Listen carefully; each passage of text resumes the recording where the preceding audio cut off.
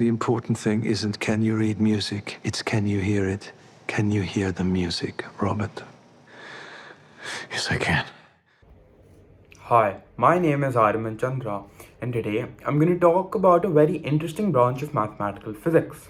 In 1966, Mark Koch asked a famous question: can you hear the shape of a drum? Imagine two drums hidden behind a curtain. You strike them, they vibrate.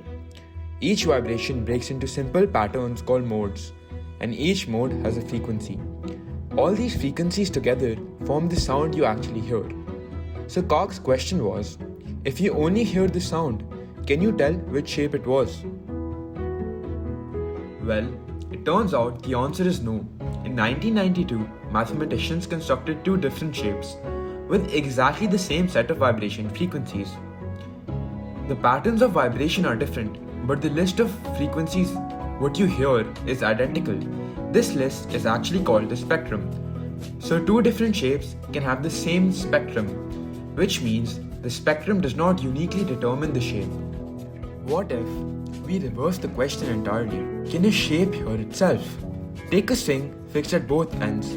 Under uniform load, it settles into this curve. This shape already contains and knows every single sound the string will ever make. To understand this, we need to look at how the string vibrates. It does not move arbitrarily. Instead, it vibrates in well-defined patterns. Actually, each pattern has a distinct shape and a corresponding frequency. In every pattern, there are points that remain fixed, which are called the nodes. So they partition the string into equal segments. To understand the final result, we introduce one object, the green function. Imagine a still pond.